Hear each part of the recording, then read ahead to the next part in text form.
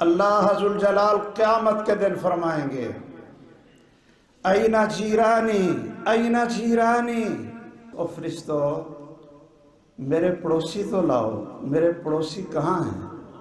اینا جیرانی، میرے پڑوسی کہاں ہیں؟ یہ اللہ کے پڑوسی کیسی شان ہے۔ فرشتے پوچھیں گے اللہ انت رب العالمین، تو رب العالمین ہے، اور تیرے پڑوسی تو ہمیں بتا دیں۔ اللہ ذوال جلال فرمائیں گے جیرانی جیرانی ہم عمار المساجد، میرے پڑوسی لاؤ، اور میرے پڑوسی وہ ہیں جو میرے گھر کو، مسجدوں کو آباد کرنے والے۔ آپ مسجد میں آتے ہیں، آپ یہ نہ سمجھیں کہ آپ انتظامیہ کے مہمان ہیں۔ اگر آپ ہمارے مہمان بن کر آئیں تو ہم تو زیادہ سے زیادہ آپ کو پتہ نہیں کوئی جوس، عام طور پر مسجدوں والے چلو بھی چائے پلا دو، جوس پلا دو، یا زیادہ سے زیادہ کھانا کھلا دو۔ اچھا بھی کھانا کھلائیں گے تو مٹن کھلا دیں گے، کیوں جی، یا مچھلی کھلا دیں گے سردی میں۔ لیکن تم مسجد میں آتے ہو تو اللہ کے مہمان بن کر آتے ہو۔ محمد الرسول اللہ صلی اللہ علیہ وسلم نے فرمایا من تطہر فی بیتہ فاحسن الوضوء، جو اپنے گھر میں وضو کرے، گھر میں وضو کرے۔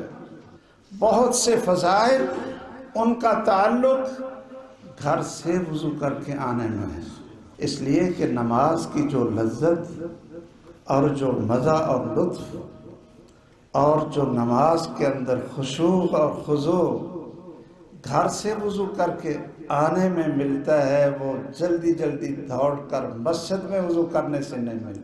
من تطہر فی بیتی، جو شخص اپنے گھر میں وضو کرے، فاحسن وضوءا، اور وضو بھی خوبصورت بنا کر کرے، ثم اتی المسجد، پھر وہ اللہ کے گھر مسجد میں آئے، فہو زائر اللہ، وہ اللہ کا مہمان ہے، اللہ اس کا میزبان ہے۔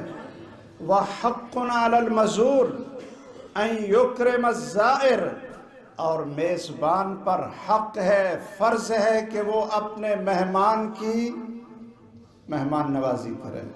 اچھا، جب میزبان رب العالمین ہے تو کیا وہ بھی جوس اور مٹن اور مچھلی میں کام پورا ہو جائے گا؟ نہیں، وہ سنیے، صحیح بخاری کی حدیث ہے من غدا الی المسجد او راح، جو شخص بھی صبح کے کسی وقت مسجد میں آتا ہے، فجر کی نماز ہے، او راح، یا پچھلے وقت کی نمازیں ہیں، ظہر ہے، عصر ہے، مغرب ہے، عشاء ہے، نماز کا وقت نہیں بھی ہے، مسجد میں آتا ہے، 2 رکعت تحیت المسجد پڑھ کر قرآن دعائیں شروع کر دیتا ہے، ذکر شروع کر دیتا ہے، اللہ کے گھر میں آ جاتا ہے۔